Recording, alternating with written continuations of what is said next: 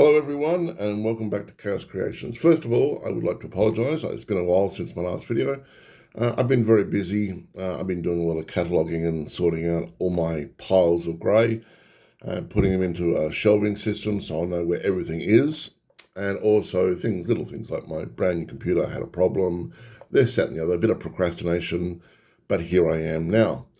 Now, I've been working on my Chaos Army a fair bit, and as you know, I like to 3D print. Now, the problem when you print miniatures is that a lot of miniatures will get mummified in supports so badly that you're sitting there pulling it apart. And unfortunately, as always, you can tell, bits snap off your swords, your shield, whatever, and it is a nightmare to get it off. So I've been trying to think of a way that I can have nice miniatures and, not have so much supports. Now, normal printing, it's like that. Without the base, of course, you just print the miniature and away we go. So I was trying to think of a different way, a way that it would work to my advantage. And I found out, quite interestingly, the way to print is actually like that on its back. So the supports are underneath. So it's not on the front, it's not on the sword, it's not on the weapon, it's all underneath here. I also went from 20% supports down to 1%. So there was only the bare minimum on a few points, and that was it, nothing else. And the results turned out quite well. So even with a very nice fine axe, I was able to get it on there and able to remove it, because realistically speaking, there was only a tiny bit of support on the back of the axe, and that was it. Now, the downside is with any supports, it gets a bit rough on the back, and as you can tell there, it's a bit gnarly. But that said, with knights in particular, and anything big and chunky, if you choose your miniatures correctly, you can get things like this. So this one has fur on its back and a tattered cloth. So it's looking quite ratty there from the supports, but it just works well with the miniature. It looks like it's rough and it's hard, and there we go. The other interesting thing I found out is, because I'm doing them on the back, instead of the layer lines going up, up, up, up, up, and up, they're going up, up, up, and up. And it's hard for the eye to see. I don't know why it is, but it just is. A prime example, let me get one of these guys from over here, is a spawn I did. Now, this spawn, once again, was printed like that. And I don't know if you can tell and see the layer lines. They are there, but the human eyes is looking at them from this angle going up, when it's actually, from the bottom here going up, and it's turned out really well. And I've done 3 spawns, so that's spawn number 1, spawn number 2, and there we go. I like spawn number 3 the most at the moment, because it's got like nice chompy jaws. It reminds me of The Thing.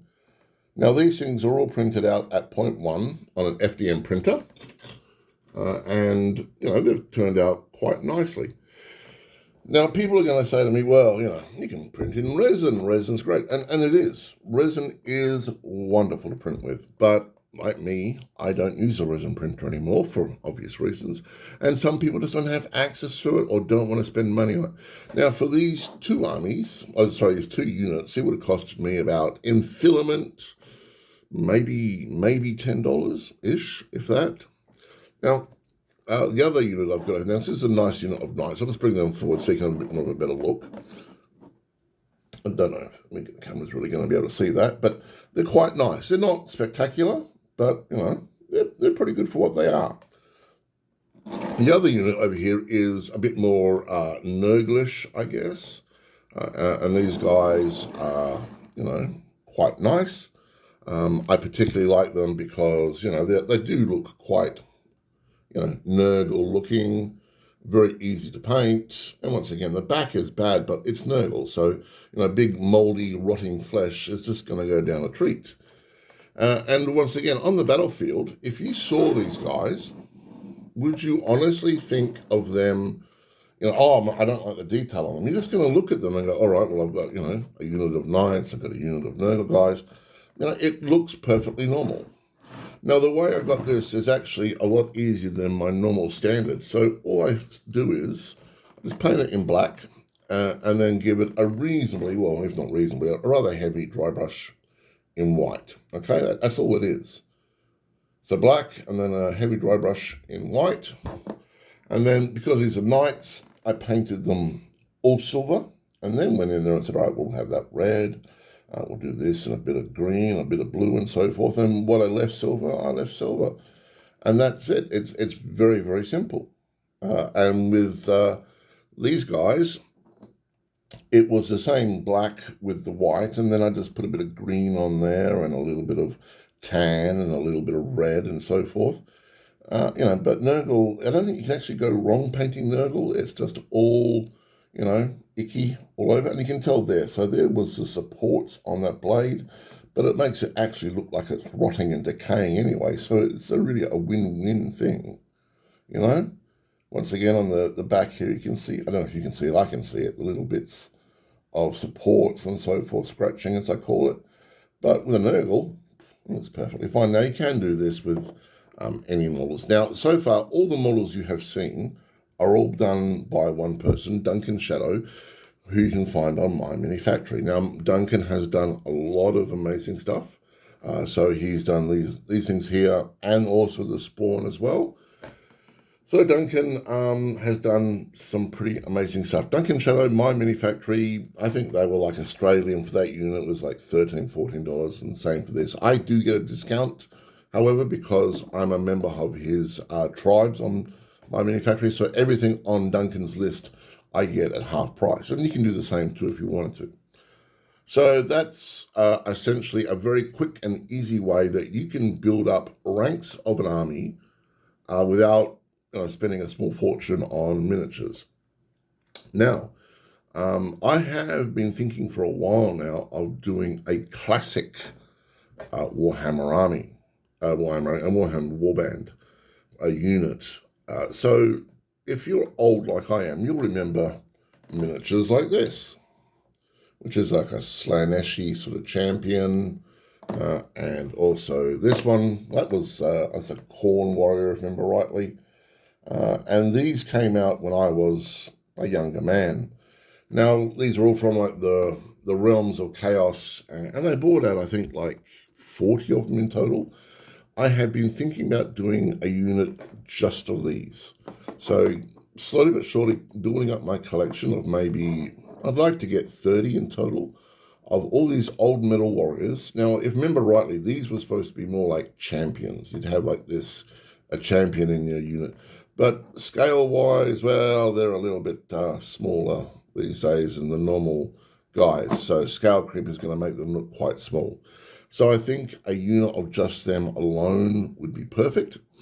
So what I'm doing is, I mean, eBay is the best place to find them, but eBay is disturbingly expensive. I mean, I saw this gentleman going on eBay for, I think it was $30 Australian with $30 postage. So that's like $60 for one miniature. Now, don't get me wrong, I think this was made by Jez Goodwin, if I'm not mistaken. But, $60 for one miniature is just a bit silly, not compared to GW's prices these days, but you get the idea. For models that are quite old, it's a little expensive. So I've been trading, and I've got a few trades happening at the moment, and I'm going to hopefully I'd like to start with a unit of 10 and build from that, and hopefully surely have a unit of just good old-fashioned Chaos Warriors. Horrible mutations. I can use them as Chosen. I could use them as, Chosen Chaos Warriors. I don't know. I'll find a use for them along the way. I just want to sort of tip my hat to the original classics in some respects. Speaking of which, I do want to speak to you about something that's been bugging me. Now, before I forget, one other thing, just bring that to one side. I have had a commission of late, which has been keeping me busy. Some nice terrain there. It's quite lovely. Big chaos chunks. The client will love them, and also some chaos buildings.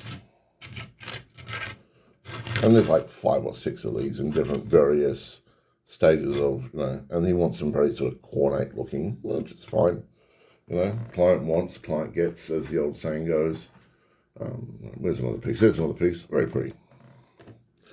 So I've been seeing a lot of GW shafting Australia of late.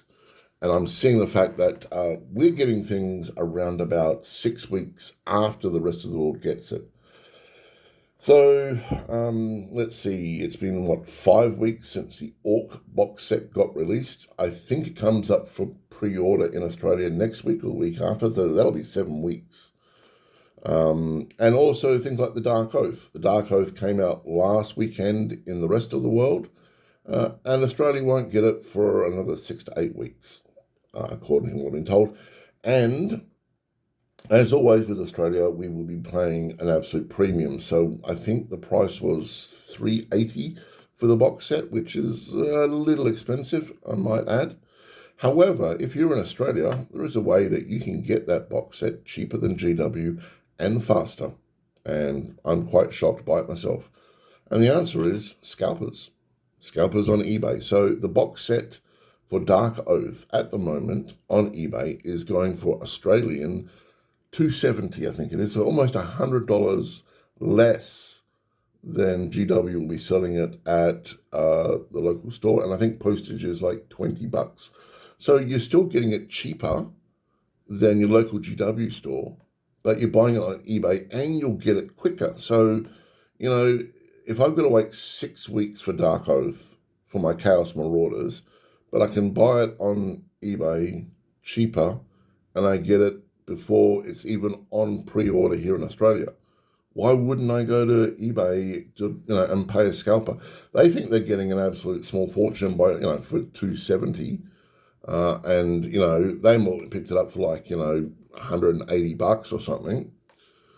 So it's win-win for everyone.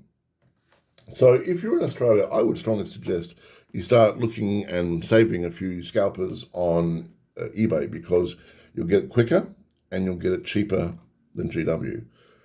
Now, I want to lightly touch on Steptis Custodes, because I know people are actually having a pink fit. Now, I'm not doing 40k, but it had to happen. I mean, Henry Cavill's Warhammer 40k, excuse me, it's going to need some female characters. And apart from doing Sisters of Battle, Adeptus Custodes, it had to happen in some respects. That way he can have a female character in his beloved army. I mean, he loves Adeptus Custodes with a passion. It's his jam, as he calls it, many, many times.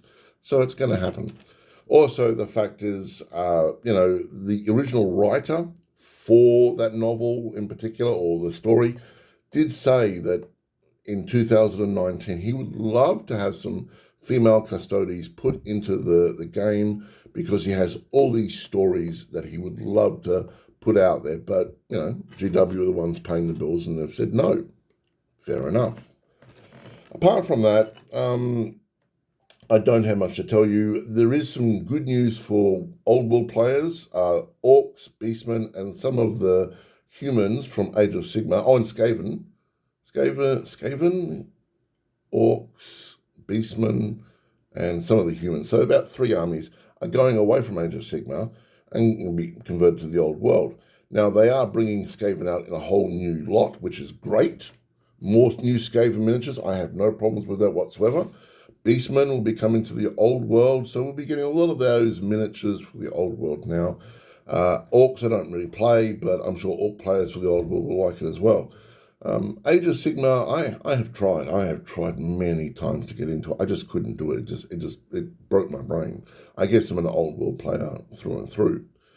So, realistically speaking, I think it's a good thing for us Old World players, because we get a lot more miniatures. And also, I'm finding already at my local game store, people are selling their armies. So I saw an entire Skaven army in there going for $500, and it was a lot of miniatures. Now, I already have a ton of Skaven, so it's no good for me. Excuse me, but a Skaven player getting into Old World, absolutely awesome. Anyway, that's about it for me. I'll try to do a bit more videos a bit more regularly, and I am sorry. This is a 3D printed spell effect I did for the old world. It'll work for, like, chaos along the way, maybe. I don't know. Any questions, just ask. Please like and subscribe. And as I say, always, love the game, love life, chaos out.